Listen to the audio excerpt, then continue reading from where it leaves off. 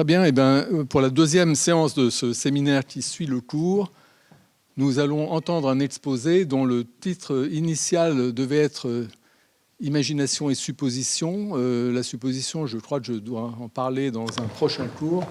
Mais finalement, ce n'est pas le sujet qu'a retenu Margherita Arcangeli, puisqu'elle va nous parler de l'imaginer de l'intérieur, qui est un thème qui nous concerne aussi, donc je suis très très content d'entendre cet exposé. Margherita est maîtresse de conférences à l'École des hautes études en sciences sociales, et ses travaux concernent la philosophie de l'esprit, l'esthétique. Elle avait fait une thèse sur l'imagination et la supposition, qui est devenue un livre en anglais chez Routledge, c'est ça? Oui. Sur la supposition et l'imagination, enfin, c'est un titre un peu plus compliqué. Et elle travaille sur beaucoup de thèmes qui sont pertinents notamment par rapport au cours que je fais, mais qui nous intéressent de façon évidemment beaucoup plus large. Et elle conduit aussi un séminaire en ce moment sur le sublime. Un certain nombre d'entre vous peut-être connaissent ou nous reçoivent les annonces, sinon il faut demander. Absolument. Et donc je me réjouis beaucoup de t'entendre, Margherita. Merci beaucoup, François, pour cette invitation, vraiment. Je suis très contente. Oui, donc finalement, j'ai décidé de parler du imaginer de l'intérieur. Donc, le philosophe Wollheim a dit « Je ne pourrais pas faire confiance à cette phrase, imaginer de l'intérieur, si galvaudée en philosophie ». Et en effet, cette expression est très utilisée en philosophie. Ça suffit de faire un petit parcours dans le débat, pas seulement sur l'imagination, justement, pour voir qu'il s'agit d'une notion clé dans, par exemple, le débat sur l'identité personnelle, le contenu des expériences perceptives, la sémantique de l'imagination, les émotions dans la fiction, la mémoire et l'empathie. Donc on a vraiment une notion qui est utilisée dans différents débats, mais surtout qui est utilisée avec un certain poids, c'est-à-dire vraiment, elle essaye de clarifier des choses importantes dans ces débats. Mais donc, si cette expression, l'expression d'imaginer de l'intérieur, a ses poids, est-ce que nous avons une notion bien définie, en fait? Et c'est exactement ce que je vais essayer de vous montrer. Et c'est peut-être aussi le scepticisme de Wollheim, en fait. Le problème, ce n'est pas que cette expression est très utilisée, mais qu'elle est mal utilisée ou mal interprétée. Je vais essayer de vous montrer, en fait, qu'on devrait distinguer trois notions d'imaginer de l'intérieur. Donc, on a d'abord une notion qui est liée à une question d'application du soi dans l'imagination. Après, on a une interprétation phénoménologique large de cette notion, mais aussi une interprétation phénoménologique étroite. Et en espérant avoir le temps, j'aimerais vous montrer qu'une fois qu'on a bien clarifié donc cette notion, et on a distingué parmi ces trois notions, on peut revenir au débat où la notion d'imaginer de l'intérieur est utilisée et en fait enrichir ces débats. Et j'aimerais prendre le débat sur l'empathie comme cas d'étude en fait, pour montrer cette richesse qui apparaît une fois qu'on a une belle notion d'imaginer de l'intérieur. Mais à nouveau, j'espère avoir le temps de faire ça. Mais donc, commençons juste par clarifier cette notion. Et le point de départ pour mieux comprendre la notion d'imaginer de l'intérieur, en fait, c'est de se rendre compte que cette notion est liée à un aspect très important de notre imagination, c'est-à-dire sa perspectivalité. Le fait qu'à travers l'imagination, nous, on change en fait de perspective. C'est une chose d'ailleurs que François a déjà rappelé à plusieurs reprises pendant son cours. Et là, j'aimerais faire un détour par le cinéma pour mieux clarifier en fait cet aspect de la perspectivalité de l'imagination et comment elle est liée à la notion d'imaginer de l'intérieur. Donc là, je vous propose un passage d'un film de Kaufman. Je veux juste en finir. I'm Thinking of Ending Things, en anglais, de 2020. Là, alors, malheureusement, le passage est assez court et peut-être assez dense, mais il est très intéressant, vous allez voir, parce que justement, il nous montre des choses dont on parlera tout à l'heure. Alors, c'est en anglais, mais je vais le traduire en français. C'était plus compliqué pour moi de mettre la traduction en français directement. juste pour vous donner le cadre, donc on a cette jeune fille, qui est d'ailleurs celle que vous voyez dans l'affiche du film, qui est en train de parler avec les parents de son compagnon. Elle est en train de raconter qu'en fait, elle aime faire de la peinture dans son temps libre. Et donc, elle dit « Je fais surtout des paysages. J'essaie d'imprégner mon travail avec une sorte d'intériorité. Comme ces tableaux de cette fille assise dans un champ qui regarde une maison.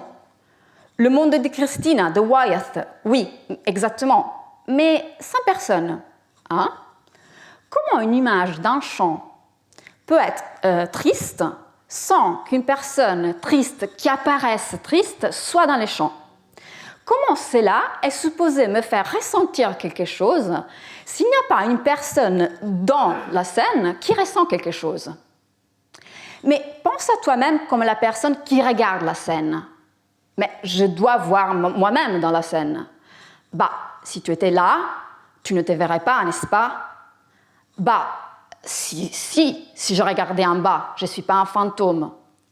Je veux dire, si tu étais là et tu regardais devant toi sans regarder en bas, tu verrais la scène et tu ressentirais quelque chose. Donc à nouveau, je répète, c'est très dense, mais très évocateur. Et j'aimerais souligner quelques éléments. Déjà, on a l'élément de l'intériorité. Donc on ne parle pas d'imagination, évidemment, mais ça a un lien, évidemment. Et la question donc se pose de cette imagination, de cet imaginer de l'intérieur. Et après, il y a deux aspects importants. Un aspect, c'est cette question, le débat, c'est en fait sur comment les sujets est représenté dans la scène. Si il est représenté explicitement dans la scène ou pas, non? Pensez à vous comme la personne qui regarde la scène ou comme partie de la scène. Et après, l'autre aspect important, c'est aussi éprouver des sensations, peut-être des émotions. Donc tout cela, voilà les tableaux dont il est question. Donc tout cela, je pense, nous amène à voir que quand on parle de perspectivalité de l'imagination, on doit distinguer deux dimensions de perspectivalité. Donc d'une part, on a la question de comment le soi, imaginé, est impliqué. On peut appeler ça la perspectivalité des soi imaginés. Mais de l'autre côté, on a la question de ce que le sujet imaginé ressent ou expérimente. Et donc là, on peut parler de la perspectivalité des expériences imaginées. Donc vous voyez, donc on a ces deux dimensions différentes liées quand même à la dimension de la perspectivalité. Et ce que je vais vous montrer, c'est qu'en fait la notion d'imaginer de l'intérieur se lie différemment à ces dimensions de la perspectivalité de l'imagination. Et on va d'abord commencer avec la perspectivalité des soi imaginés et après on passera à la perspectivalité des expériences imaginées. Donc, commençons avec les soi. Et essayons de montrer une première interprétation, une première signification de la notion, l'expression imaginée de l'intérieur. Et commençons avec des exemples. C'est la meilleure manière, en fait, de s'y mettre. Là, c'est un passage célèbre du philosophe Wendler, où, justement, il introduit la notion d'imaginer de l'intérieur. Nous regardons l'océan d'une falaise. L'eau est rude et froide, mais il y a des nageurs qui chevauchent les vagues. Imagine nager dans l'eau, dit mon ami, et je sais quoi faire. Brrr, dis-je, en imaginant le froid, le goût salé, l'attraction du courant, et ainsi de suite. S'il avait dit, imagine toi-même nager dans cette eau, j'aurais pu aussi faire autrement, en imaginant moi-même en train d'être ballotté, un corps maigre se balançant de haut en bas dans les déchets mousseux. Donc vous voyez ici, on a un petit peu le débat qu'on a vu en fait à travers la petite scène du film, non? La question si le sujet est représenté dans la scène ou pas. L'idée c'est que je peux m'imaginer nager, mais en fait c'est moi-même qui fais les mouvements, ou je peux me voir d'un point de vue extérieur et je vois moi-même dans la scène en fait qui est en train de nager. Et donc on peut appeler en fait imaginer de l'intérieur le premier cas, où en fait c'est moi qui fais le mouvement, c'est moi qui est en train de nager dans ce sens-là, et imaginer de l'extérieur quand je prends ce point de vue et je me regarde en fait de l'extérieur. Un autre exemple. Un autre philosophe, en fait, a évoqué à nouveau la même distinction. Goldie. Emma anticipe par son imagination un important entretien d'embauche prévu dans une semaine. Elle sait que l'un des membres du jury est un homme particulièrement agressif et désagréable, qui ne manquera pas de poser des questions sans fin, destinées à montrer ses propres connaissances plutôt que tester les siennes d'Emma. Et Goldie souligne que aussi dans ces cas, on peut effectivement avoir la double perspective, dans le sens que Emma peut essayer d'imaginer ce qu'elle pensera, ressentira et fera lors de l'entretien, mais d'une part, elle peut imaginer les événements se déroulant de l'intérieur, en prenant vraiment le point de vue d'elle-même devant, par exemple, les membres du jury, ou elle peut prendre une position externe, donc imaginer de l'extérieur, où elle fait partie en fait du contenu de ce qu'elle imagine. Par exemple, elle peut prendre, je ne sais pas, le point de vue derrière cet homme particulièrement agressif.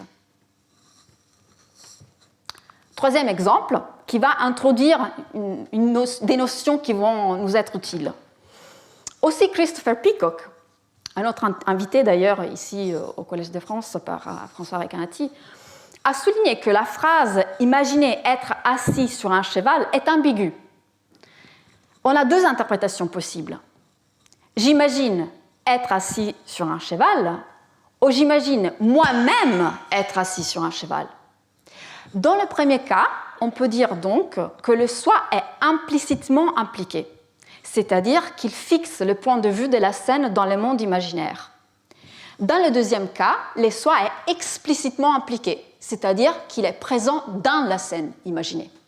Donc voilà, on a un premier sens d'imaginer de l'intérieur, par opposition à imaginer de l'extérieur. Donc imaginer de l'intérieur serait cette idée d'imaginer où le soi est impliqué de manière implicite.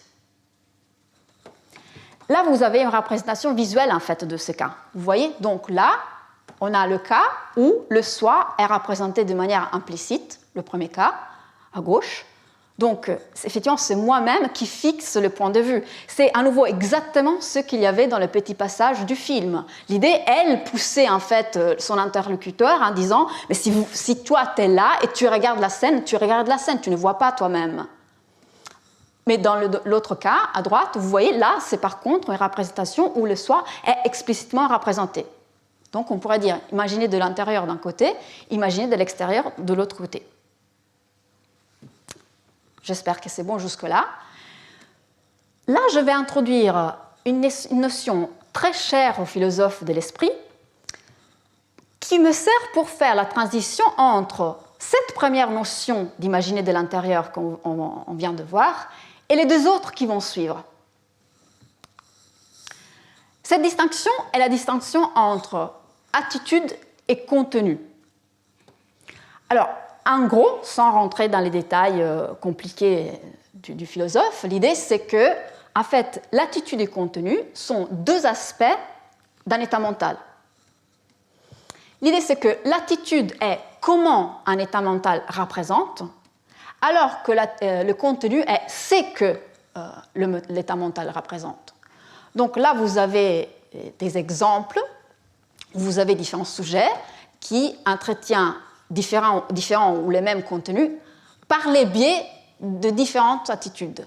Donc, croire, craindre, avoir peur, vouloir, désirer, voir. Donc, vous voyez, prenons les deux exemples, les deux premiers. Là, on a en fait le même contenu qu'une pieuvre nage alentour, mais les deux sujets font des choses, on pourrait dire, différentes avec ces mêmes contenus.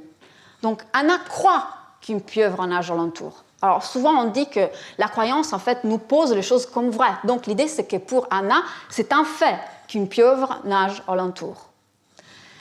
Sam, c'est débattable s'il croit aussi, ok, qu'une pieuvre nage alentour. Mais ce qui est important, là, c'est qu'il est en train de craindre qu'une pieuvre nage alentour. Donc, en fait, il est en train d'apprendre ce contenu avec une certaine force qui lui dit qu'il y a, en fait, une valeur négative et qu'il doit faire quelque chose, en fait, pour essayer de surmonter cette peur, par exemple, s'enfuir. Je dis que c'est débattable parce que peut-être que c'est un état de l'imagination, en fait, qui cause cette émotion, on pourrait dire. Donc, ce n'est pas dit, en fait, qu'il croit en même temps qu'une pieuvre nage alentour. Mais l'idée, c'est que, vous voyez, il y a une force différentes selon l'attitude qu'on prend pour saisir un certain contenu. Alors, pourquoi je vous parle de tout cela alors qu'on était en train de parler d'imaginer de l'intérieur? Parce qu'en fait, si on revient à la distinction d'imaginer de l'intérieur et de l'extérieur, qu'on a appris comme une distinction qui a à faire d'un côté avec les états imaginatifs qui représentent implicitement le soi et de l'autre les états imaginatifs qui représentent explicitement le soi, on peut voir qu'en fait cette distinction est une question qui relève du contenu des états de l'imagination. La question est de savoir si le soi est représenté explicitement ou implicitement dans le contenu de mon état mental. Mais l'idée, c'est que les états imaginatifs peuvent être de l'intérieur, ou plus généralement perspectivaux, en d'autres sens, concernant les attitudes qui peuvent être recréées dans l'imagination. Et dans un instant, je vais vous expliquer ce qu'on entend par recréer dans l'imagination. Donc là, on va voir une deuxième signification de la notion d'imaginer de l'intérieur, mais surtout on passe de l'autre côté, à l'autre dimension de la perspectivalité que j'évoquais au début, celle qui a à faire avec ce que le sujet ressent, plutôt que ce qu'elle a à faire avec la question de la représentation du soi. Revenons à l'exemple de la falaise océanique. Dans cet exemple, Wendler n'est pas en train seulement de nous montrer qu'on peut imaginer justement, par exemple, imaginer nager de deux manières différentes. Donc, d'une part, je répète, je fixe le point de vue, c'est moi qui est en train de faire les mouvements ou je me vois faire les mouvements. Mais cet exemple, en fait, est très riche aussi au niveau des expériences qu'on peut avoir quand nous sommes en train d'imaginer cette scène. Donc, il part par exemple du froid, le goût salé, l'attraction du courant, être ballotté, le corps maigre se balançant de haut en bas. Donc, c'est vraiment riche au niveau des expériences qu'on peut avoir. Wendler donne aussi d'autres exemples, à nouveau, pour montrer cette distinction du soi implicite ou explicite. Il nous parle de manger un citron, d'imaginer être torturé, siffler dans les noirs. Mais même dans ces autres exemples, en fait, on peut souligner aussi qu'on a différentes expériences qui sont détaillées. Le goût acide, les visages pensés, les membres déformés, la sensation de lèvres plissées, la distance incertaine mais se rapprochant. Et en fait, c'est exactement en se penchant sur ça qu'on peut voir et déceler la nature récréative de l'imagination. Cette idée, en fait, déjà évoquée par François, que l'imagination peut simuler, peut recréer d'autres états mentaux. Là, je vous propose une citation de Karen Ravenscroft, qui, dans un célèbre livre, Recreative Minds, ont introduit la notion d'imagination recréative, mais il faut bien souligner que l'idée de l'imagination en tant que simulation est bien plus ancienne. En fait, elle peut remonter au moins à Husserl, mais peut-être même avant. Mais donc, je vous propose ces passages où Karen Ravenscroft décrivent ce que c'est pour eux l'imagination recréative. La projection imaginative implique la capacité d'avoir et en bonne mesure de contrôler le fait d'avoir des états qui ne sont pas des perceptions ou des croyances ou des décisions ou des expériences de mouvement de son corps, mais qui sont de diverses manières comme ces états, comme eux de manière à permettre aux états possédés par l'imagination de mimer et relativement à certains buts de remplacer les perceptions, croyances, décisions et expériences de mouvement. C'est ce que nous appelons des états d'imagination recréative. Donc l'idée, c'est que l'imagination est capable de recréer, simuler, mimer différents états mentaux, ou plutôt attitudes, vu ce que j'avais dit tout à l'heure, donc des perceptions, croyances, ou, comme j'ai déjà évoqué le mot, des expériences. Et l'idée, c'est que vraiment, on fait comme si on était dans un état de perception, croyance ou mouvement. Donc c'est pour cela qu'on peut aussi appeler l'imagination récréative l'imagination expérientielle. L'idée, c'est que nous sommes en train de recréer, simuler des expériences. Mais donc, il faudrait dire un mot sur la notion d'expérience, au-delà du domaine de l'imagination. Là, juste brièvement, les philosophes aiment associer l'idée d'expérience à le fait qu'il y aurait ce caractère phénoménal, en fait, qui décrive les expériences. Donc l'idée, c'est qu'être dans une expérience a ce caractère phénoménal, c'est-à-dire il y a un effet que cela fait d'avoir une certaine expérience, ou c'est que l'on ressent qu'on en a une expérience. Donc, par exemple, il y a une certaine sensation quand on marche dans la neige, on voit la blancheur de la neige, on entend les crépitements des marches. Il y a aussi une sensation quand on perçoit la froideur et le déplaisir qu'elle peut causer, d'être conscient des mouvements dans la neige et l'effort qu'on fait. Et puisque les philosophes aiment quand même aller, disons, du particulier au général, l'idée c'est qu'en fait on peut généraliser et avoir des types d'expériences. Donc l'idée c'est qu'on aurait des expériences qu'on peut appeler expériences sensorielles, c'est-à-dire les expériences visuelles, tactiles, auditives, olfactives et gustatives. Évidemment, chacune de ces expériences a ses particularités au niveau phénoménal. Une expérience visuelle est différente d'une expérience tactile. Mais l'idée, ce serait que quelque chose quand même lie toutes ces expériences, et c'est pour cela, au niveau phénoménal, je répète, et c'est pour cela qu'on peut les appeler expériences sensorielles et les considérer plus ou moins comme un tout. Puis on aurait des expériences corporelles. Les expériences, par exemple, que l'on a de nos actions, ce qui a été appelé, par exemple, le sentiment d'agentivité. Les expériences thermales, que je viens d'évoquer, algédoniques, la sensation de plaisir ou douleur, proprioceptive ou kinesthésique, la conscience de la disposition spatiale de notre corps.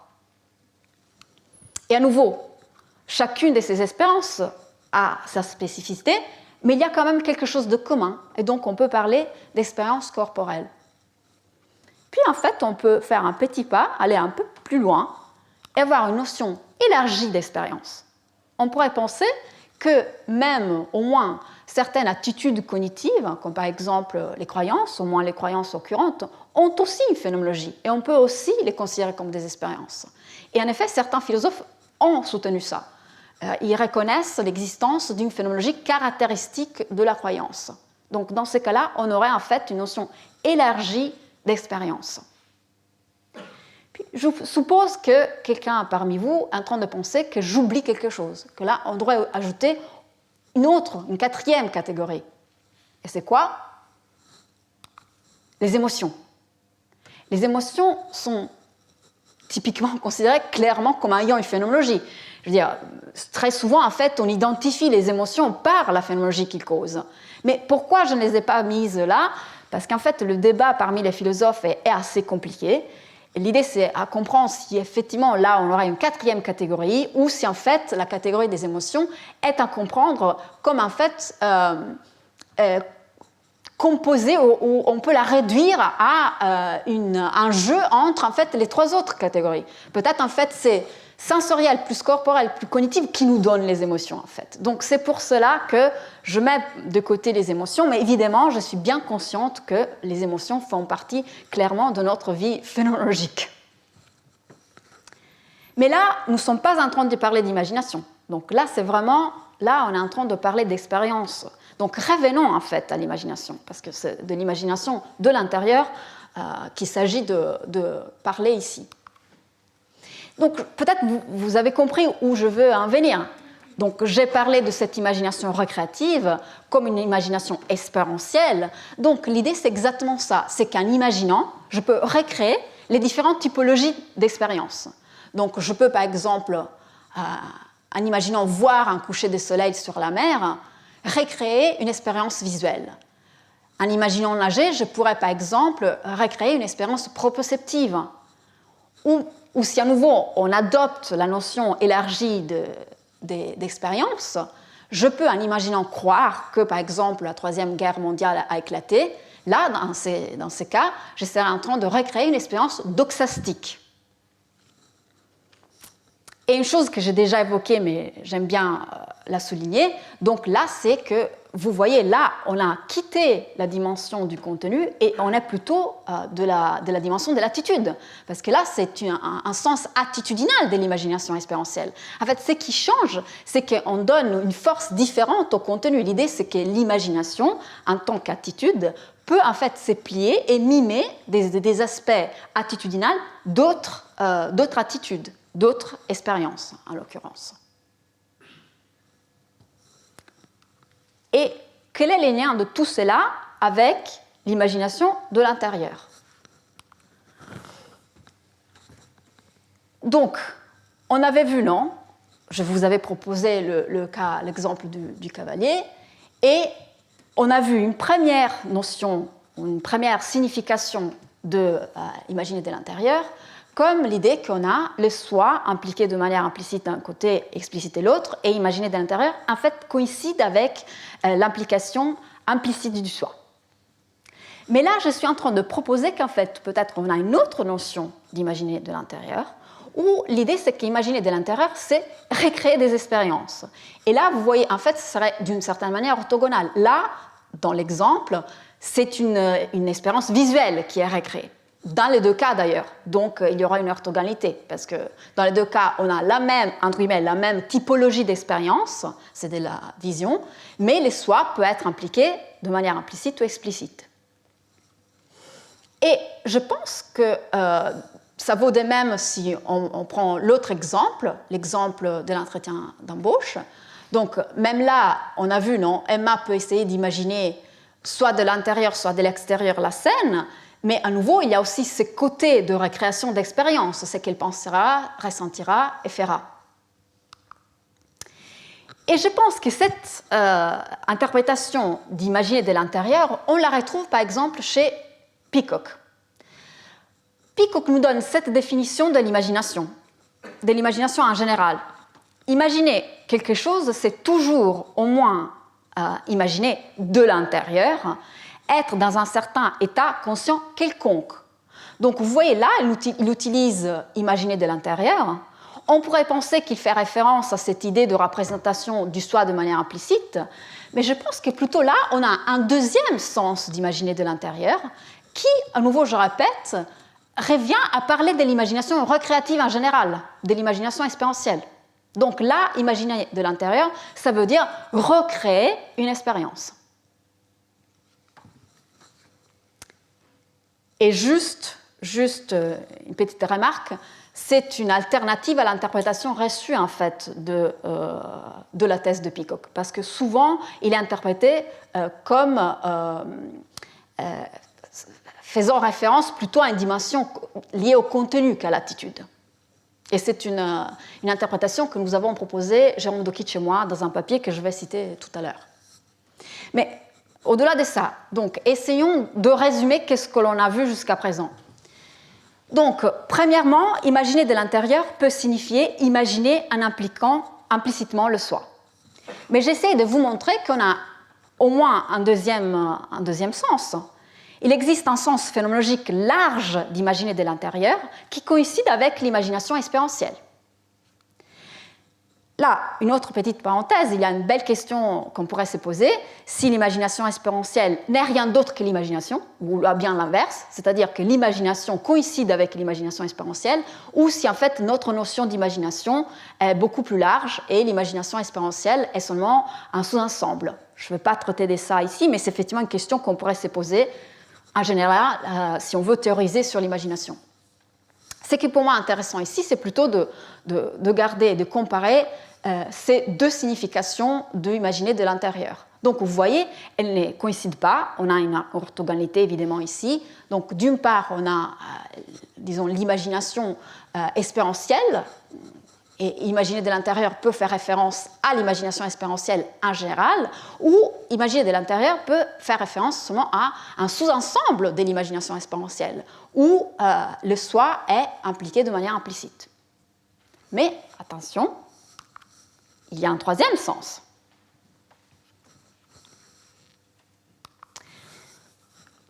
Pour voir ce troisième sens, Revenons à la notion d'expérience. Donc, quittons pour un instant le domaine de l'imagination. Et je vous avais montré que les philosophes distinguent entre les expériences sensorielles d'un côté et les expériences corporelles de l'autre. En fait, il y a une autre terminologie qui a été utilisée qui capture bien en fait, la distinction entre expérience sensorielle et expérience corporelle. C'est-à-dire l'idée d'expérience externe d'un côté, expérience interne de l'autre. Alors, voyons les expériences internes plus en détail pour mieux comprendre les expériences externes aussi. Donc là, vous avez par exemple le sentiment d'agentivité ou la proprioception ou une expérience algédonique. Donc l'idée, c'est que toutes ces expériences, proprioceptives, agentives, algédoniques, sont typiquement considérées comme des moyens spécifiques d'obtenir de l'information impliquant la conscience de notre propre corps dès l'intérieur. Elles sont caractérisées par le fait qu'elles doivent être à propos d'un état, corporel ou mental, de leur propre sujet. Donc l'idée que c'est dans le cas des expériences internes, ces rapports entre sujet et objet est interne. Parce qu'on le répète, en fait, l'idée c'est que le rapport c'est entre le sujet et un état du sujet lui-même, soit corporel ou soit mental. Mais pas toutes les expériences, en fait, impliquent une telle relation interne entre le sujet et l'objet de l'expérience. Par exemple, là, je regarde cette bouteille, je suis le sujet, la bouteille est l'objet de mon expérience, et les relations se font à l'externe. C'est pour ça que, donc, là, on a tendance à les appeler les expériences externes. Avec cette distinction dans la tête, on peut revenir à l'imagination. Prenons l'exemple de Wendler d'imaginer siffler dans le noir. En fait, on peut faire différentes choses d'un point de vue imaginatif quand on essaie d'imaginer siffler dans le noir. Dans un cas, par exemple, on peut essayer de recréer une expérience auditive. Dans un autre cas, on peut essayer vraiment de recréer la sensation de lèvres plissées. Évidemment, on peut faire les deux. Je veux dire, là, évidemment, on peut dire je simplifie, parce que quand on imagine, en fait, on imagine un tas de choses. Donc, effectivement, normalement, nos exercices imaginatifs sont très complexes, en fait, et on recrée plusieurs choses. Mais ce qui est bien, c'est qu'on peut effectivement aussi séparer ce qu'on peut faire. Donc, d'un côté, on peut recréer une expérience auditive, de l'autre, on peut recréer une expérience proprioceptive. Et donc, vu la distinction qu'on vient de voir, on peut dire que dans le premier cas, ce que je suis en train de recréer, c'est une expérience externe, parce qu'une expérience auditive est une expérience externe. Le rapport entre sujet et objet se fait à l'externe. Alors que dans le cas de recréer une sensation de lèvres plissées, qui est de la proprioception, l'idée, c'est que là, on a une expérience interne. Et donc, dans le deuxième cas, ça sera une expérience interne qui est recréée. En suivant une terminologie adoptée par Jérôme Dokic, je veux dire avec cette signification, parce que par d'autres auteurs a été utilisée de manière différente, donc je vous propose d'appeler imagination objective quand nous sommes en train de recréer une expérience externe et imagination subjective quand nous sommes en train de recréer une expérience interne.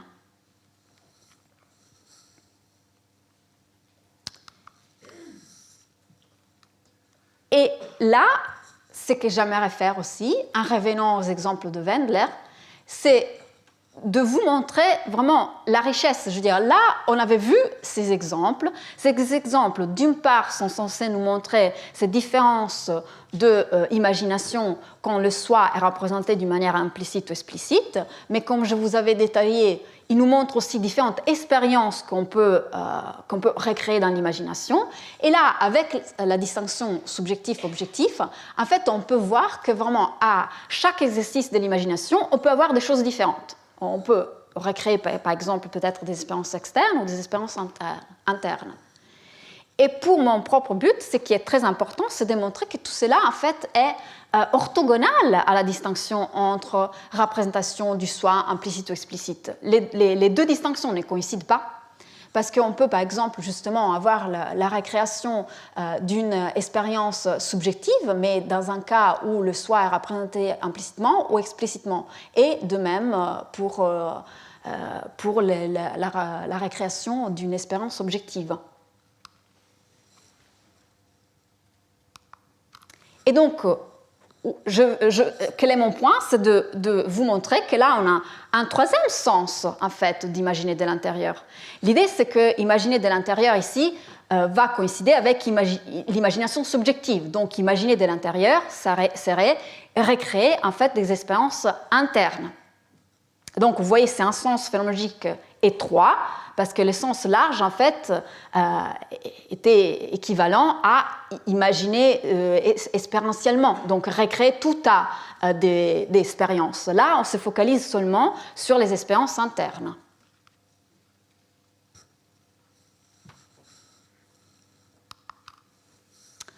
Donc, vous voyez, pour reprendre le tableau de Wyeth, qui nous a été utile, donc, j'ai essayé de vous montrer qu'on a au moins deux dimensions de perspectivalité de l'imagination en général, je veux dire indépendamment de la question d'imaginer de l'intérieur. Donc on a la perspectivalité des soi imaginés, et les soi imaginés peuvent être impliqués de manière explicite ou implicite. De l'autre côté, on a la perspectivalité des expériences imaginées, et donc en général, on peut utiliser cette notion d'imagination expérientielle comme récréation d'expériences. Et plus précisément, on peut voir que les sujets peuvent avoir des expériences externes ou internes. Et ce que j'ai essayé de montrer, c'est que la notion d'imaginer de l'intérieur, effectivement, peut faire référence à différentes choses. Elle peut faire référence à imaginer où le soi est seulement représenté, impliqué de manière implicite. Elle peut faire référence à l'idée qu'en fait, on est en train de recréer tout tas d'expériences, indépendamment si elles sont externes ou internes, ou on peut se référer seulement en fait à la récréation d'expériences internes. Donc là, on a en fait trois différentes interprétations de la notion d'imaginer de l'intérieur. Et si vous allez vraiment vous plonger dans les débats où la notion d'imaginer de l'intérieur est utilisée, vraiment, une définition est vraiment difficile à trouver. Je veux dire, parfois, vraiment, les philosophes pensent que parler d'imagination de l'intérieur, c'est très évocateur, mais ils ne donnent pas vraiment de définition. Et si vous allez vraiment dans les détails, parfois, vous pouvez trouver qu'on confond en fait ces niveaux, et que c'est bien de les garder à l'esprit. Donc, comme je vous disais, j'aimerais en fait vous montrer qu'une fois qu'on a cette analyse plus riche en fait de la notion d'imaginer de l'intérieur, on peut revenir au débat et voir les débats autrement. Et comme je vous ai déjà dit, j'aimerais en fait prendre le débat de l'empathie pour vous montrer cela. Parler d'empathie, en fait, ça veut dire qu'on se pose une question quand même sûrement liée au soi. Parce que l'idée, c'est que quand on est en train d'empathiser, on se met à la place d'autrui. Donc là, il y a quand même ce pas qu'on ira faire.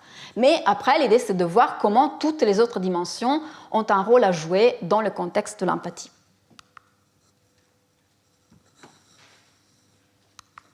À nouveau, j'aimerais partir avec un exemple. Il y a ces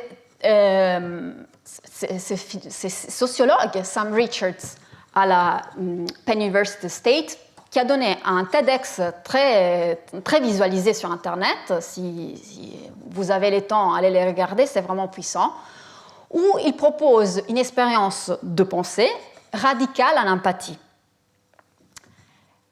Alors, je vous lis, après je vous explique, parce que je pense que peut-être vous allez deviner ce que Sam Richards est en train de faire dans son talk. J'imagine donc ma vie si, il y a 100 ans, la Chine avait été la nation la plus puissante du monde et qu'elle était venue aux États-Unis à la recherche de charbon. Et en fait, ils en ont trouvé beaucoup ici. Et très vite, ils ont commencé à expédier ces charbons vers la Chine et ailleurs dans le monde. Et ils sont devenus fabuleusement riches en les faisant. Et ils ont construit de belles villes, toutes alimentées par ces charbons. Et ici, nous avons vu le désespoir économique, la dépravation. C'est ce que j'ai vu. J'ai vu des gens qui luttaient pour s'en sortir, ne sachant pas ce qui s'est passé et ce qui allait se passer. Pouvez-vous imaginer ce que vous ressentiriez si vous étiez à ma place? Pouvez-vous imaginer sortir de ce bâtiment et voir un char là-bas ou un camion plein de soldats? Imaginez ce que vous ressentiriez, parce que vous savez pourquoi ils sont ici et vous savez ce qu'ils font ici. Et vous ressentez juste la colère et la peur. D'accord?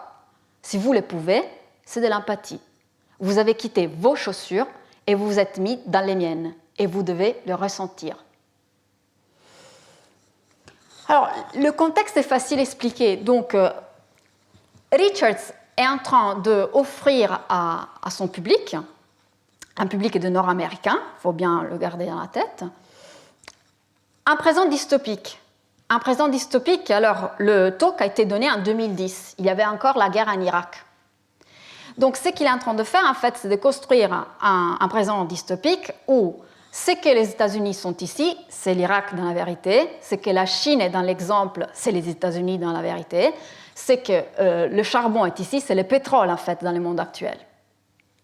Et évidemment, grâce à cette expérience de pensée, il cherche effectivement à rendre son public empathisant avec ce qui se passe en Irak. Et il ne s'arrête pas là, parce qu'en fait, c'est vraiment très long. Là, j'ai vraiment hyper coupé, donc je vous invite vraiment à nouveau à regarder la vidéo. Là, c'est un premier pas, parce qu'en fait, après, il continue son exercice imaginatif et il propose quelque chose, entre guillemets, de plus fort. En fait, c'est ça la vraie expérience radicale, d'après Richards. Il demande vraiment de se mettre à la place d'un arabe musulman vivant au Moyen-Orient à ce moment-là, donc pendant la guerre en Irak. Et il dit, peut-être vous êtes un membre de cette famille de la classe moyenne à Bagdad.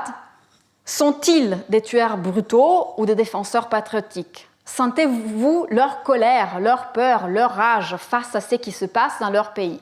Pouvez-vous imaginer que l'un d'entre eux, le matin, s'est penché sur son enfant et l'a serré dans ses bras et lui a dit « Chérie, je reviendrai plus tard. Je sors pour défendre votre liberté, vos vies. Je sors pour veiller sur nous, sur l'avenir de notre pays. » Pouvez-vous imaginer ça? Pouvez-vous imaginer dire ça? Pouvez-vous être là?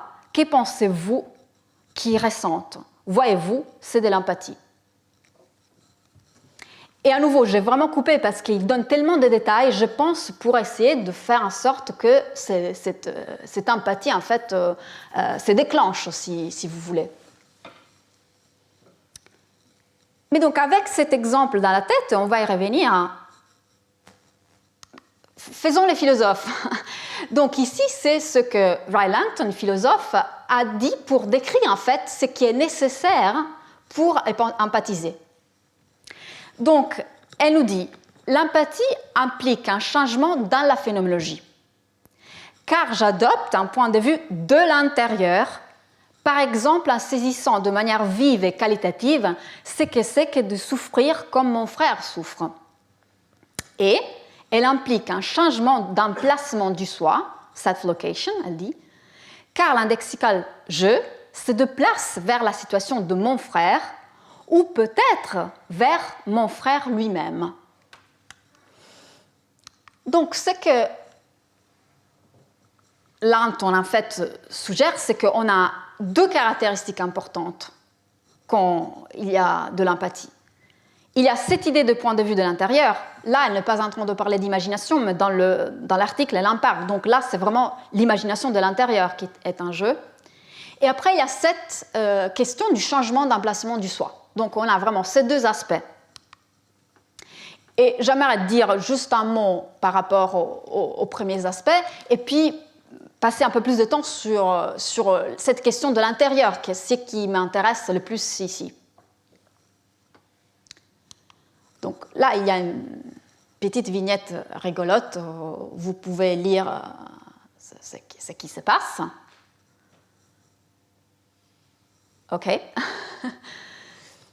Donc, si on a les deux personnages, John et Paul, l'idée c'est qu'effectivement, vraiment pour se mettre à la place de l'autre, John peut essayer en fait d'imaginer deux choses différentes. D'une part, en fait, il peut essayer d'imaginer ce qu'il, John, ressentirait s'il était dans la situation de Paul. De l'autre, c'est il peut essayer d'imaginer vraiment ce que Paul ressentirait. Ça, vous voyez, c'est exactement ce que Langton disait, non? Car l'indexical je se déplace vers la situation de mon frère ou peut-être vers mon frère lui-même. C'est vraiment ces deux cas. C'est ce que Gordon a appelé egocentric shift ou ajustement du soi. Donc ça, c'est important parce que, en général, je veux dire, je ne parlais pas vraiment en détail de ça, mais c'est une question qu'on peut se poser si ces ajustements est nécessaire en fait quand nous empathisons, ou si peut-être seulement se mettre dans la situation, au moins dans certains contextes, est utile ou quand même suffisant pour empathiser. Peut-être c'est aussi un peu ça qui est en jeu dans l'exemple que je vous ai donné de Richards, ou le jeu entre les deux exemples en fait. Mais passons à ce qui m'intéresse le plus, comme je disais. Donc cette idée de point de vue de l'intérieur, parce que là on a l'imagination de l'intérieur. Et on a vu qu'en fait on a vu trois sens d'imaginer de l'intérieur. Alors ce que Langton dit, parce qu'elle nous dit, par exemple, en saisissant de manière vive et qualitative ce que c'est que de souffrir comme mon frère souffre. Là, l'idée, c'est qu'il semble qu'elle est en train de suggérer qu'on devrait viser plutôt les interprétations phénoménologiques d'imaginer de l'intérieur, soit celles larges, soit celles étroites. Mais dans le papier, il parle aussi de l'idée d'imaginer de l'intérieur comme impliquant le soi de manière implicite. Donc, on a effectivement les trois. Donc, essayons de voir vraiment quel est le rapport entre les trois notions d'imaginer de l'intérieur avec le cas de l'empathie. Et donc, commençons avec la perspectivalité des soi imaginés. Revenons au cas de Richards. Alors, je pense, mais à nouveau là, il y a seulement un détail de l'exemple, mais j'ai l'impression que dans cette expérience de pensée, peu importe si le soi imaginé est impliqué de manière explicite implicite, ou bien on a un jeu entre les deux.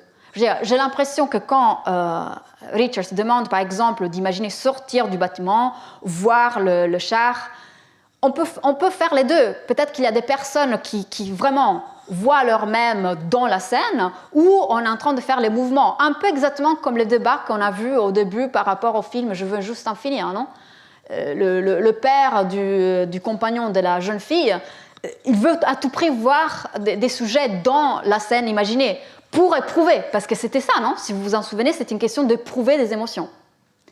Mais d'autres, peut-être qu'en fait, sont plus à l'aise en prenant le point de vue où le soi est représenté de manière implicite. À nouveau, en faisant pas vraiment de tests, mais en proposant ça à des étudiants, j'ai vu que ce qui est important, c'est vraiment jouer entre les deux perspectives, donc pas seulement une perspective unique. Donc là, l'idée, c'est que je pense qu'on peut en tirer que dans le cas de l'empathie, peu importe si le soi est représenté de manière implicite ou explicite, ou c'est bien de jouer avec les deux perspectives. Ce qui veut dire que si on revient à ce que Langton dit, là, de l'intérieur, il ne faut pas forcément le prendre comme l'idée que imaginer de l'intérieur, c'est représenter le soi de manière implicite. Mais donc, il y a deux autres sens liés aux expériences imaginées. C'est clair qu'on a les sens larges, parce que quand on empathise, on est en train de recréer tout un tas d'expériences. Donc là, imaginer de l'intérieur, c'est sûr que ça veut dire imaginer de manière récréative ou expérientielle. Mais on peut se poser la question si on a plutôt besoin d'imaginer expérientiellement seulement en recréant des expériences internes, que c'était notre troisième interprétation d'imaginer de l'intérieur. Là, à nouveau, si on reprend les deux cas en fait de Richards est en train de jouer avec toutes sortes d'expériences. Donc, il y a à la fois des expériences externes, à la fois des expériences internes. Il parle des visions, auditions, mais c'est sûr qu'il parle aussi de mouvements, donc de proprioception. Évidemment, il parle des émotions, et on a vu que les émotions, c'est quand même un cas compliqué, mais quand même, c'est un cas où, effectivement, on a du corporel, donc on a des expériences internes, en fait, qui sont recréées. imaginer dire, donc même imaginer dire est complexe, non? Parce qu'on a l'audition, mais on a aussi les mouvements de la bouche, si on veut, quand on parle. Donc, je dirais qu'on a les deux. Mais à nouveau, dire qu'on a les deux, peut-être ce n'est pas suffisant. Est-ce qu'on peut avoir de l'empathie ou on est en train de recréer seulement des expériences externes, sans des expériences internes? Donc là, pour l'instant, ce que je suis en train de suggérer, c'est qu'on a à la fois imagination subjective et objective. Mais cette question que je viens de poser, donc, nous impose de voir si on peut avoir de l'empathie seulement avec de l'imagination objective, sans de l'imagination subjective. Parce que l'idée, en gros, c'est que nous pourrions faire le bon ajustement égocentrique, à nouveau, en supposant que ce soit nécessaire de faire cet ajustement égocentrique, mais recréer imaginativement seulement les expériences externes de l'autre. Donc, par exemple, nous pouvons imaginer adopter le point de vue visuel de l'autre et essayer de comprendre ce qu'il est en train de voir. Mais l'idée serait que ce n'est que si nous recréons au moins une partie, et je dis une partie, après justement c'est débattable, mais au moins une partie des expériences internes de l'autre, que nous adoptons imaginativement une perspective qui ne peut être que la sienne. Et donc, c'est ça qui nous amènerait à faire vraiment le bon ajustement égocentrique. Parce que vous vous rappelez, l'idée c'est qu'on se déplace, soit je me déplace dans la situation de l'autre, mais je peux tenter de me déplacer en fait dans l'autre. Mais donc, pour me déplacer dans l'autre, l'idée, c'est que je dois adopter un point de vue qui est propre vraiment à l'autre personne. Et l'idée, c'est que recréer des expériences internes nous garantirait ça. Parce que l'idée, c'est que les expériences internes, vraiment, sont une perspective qui peut être seulement celle de l'autre. Voire même, et là, ça devient justement compliqué, l'idée, ce serait que les expériences internes, en fait, ne peuvent pas être partagées, à la différence des expériences externes. Juste pour vous dire, là, moi, j'ai une expérience visuelle d'un certain type. Mais en fait, si quelqu'un d'autre venait à ma place ici, verrait plus ou moins la même chose. Évidemment, il faut qu'il se mette à ma taille, ok? Et peut-être il y a aussi des problèmes visuels. Mais en ajustant tout cela, l'idée, c'est que cette personne verrait la même chose. Donc, on peut partager plus ou moins la même expérience visuelle. Mais avec des expériences proprioceptives, kinesthésiques, agédoniques, sentiments d'agentivité, là, ça devient plus compliqué. Mais donc, effectivement, si on ne peut pas les partager, effectivement, on peut se poser la question si on peut aussi essayer d'imaginer une expérience interne de quelqu'un d'autre. C'est aussi pour cela que j'ai mis au moins une partie. Parce que peut-être qu'on peut quand même essayer, au moins en partie, de recréer l'expérience interne de quelqu'un d'autre. En fait, c'est ce qu'on a suggéré, Jérôme Dokic et moi. Nous avons suggéré que dans l'empathie, on aurait nécessairement besoin au moins d'un petit bout d'imagination subjective. On ne peut pas s'appuyer seulement sur l'imagination objective. Et on a essayé de montrer que tout cela est aussi très important si on garde à l'esprit qu'on a aussi une dynamique imaginative. Je veux dire, on commence... Tout à l'heure, je rappelais que les exercices imaginatifs sont complexes. Sont complexes... au temps T. Je veux dire, à un moment donné, je suis en train d'imaginer un tas de choses, mais ils sont complexes aussi sur les temps, en fait, parce qu'il y a une dynamique, en fait, de nos projections imaginatives. Et un état de l'imagination peut, en fait, donner lieu à un autre état de l'imagination. C'est pour cela, donc, que nous avons suggéré que recréer une perspective interne, par exemple, sur la douleur de quelqu'un d'autre, donnera spontanément lieu à d'autres états imaginatifs subjectifs impliquant la récréation des conséquences, par exemple, mentales de la douleur chez l'autre. Mais l'imagination objective d'une autre personne qui souffre se développera probablement dans des directions différentes.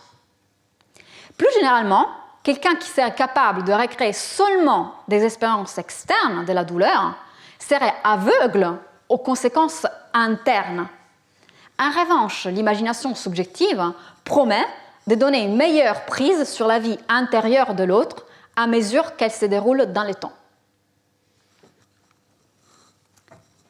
Mais, à nouveau, je répète, là, il y a une question énorme qui s'est déjà posée et que je vais la poser de manière plus explicite. Sommes-nous vraiment capables de détacher complètement notre imagination de notre propre soi et ainsi d'habiter pleinement celui d'autrui? Donc, déjà, c'est la question justement de l'ajustement égocentrique, si vous voulez. Mais cette question, qui est une question très débattue dans le débat sur l'empathie, il y a des auteurs qui pensent effectivement que ce n'est pas possible, donc ils sont sceptiques sur l'empathie en général ou sur la portée épistémologique en fait de l'empathie. Ce que je pense, ou j'espère d'avoir montré, c'est que cette question a aussi une portée différente une fois qu'on a clarifié la notion d'imaginer de l'intérieur un jeu.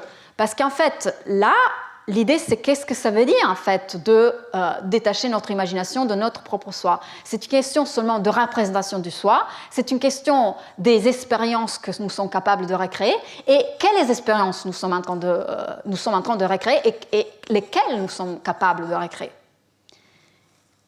Donc, si on prend juste le dernier bout, donc l'idée, c'est qu'on aurait besoin de recréer des expériences internes du sujet, mais effectivement, la question, donc, dans ce sens-là, elle nous impose de comprendre à quel point on est capable de recréer les expériences internes de l'autre. À nouveau, une voie possible, c'est de dire qu'au moins en partie, on est capable, mais le débat est vraiment ouvert. Donc là, ce que j'ai essayé de suggérer, c'est des pistes, en fait, des recherches. À nouveau, mon but était d'abord de vous convaincre que la notion d'imagination de l'intérieur est beaucoup plus complexe par rapport à ce que les auteurs pensent, et d'autre part, de montrer qu'une fois qu'on a une notion de l'imagination de l'intérieur plus claire et plus riche, voire même, on peut enrichir les débats où elle est employée. Et merci de votre attention.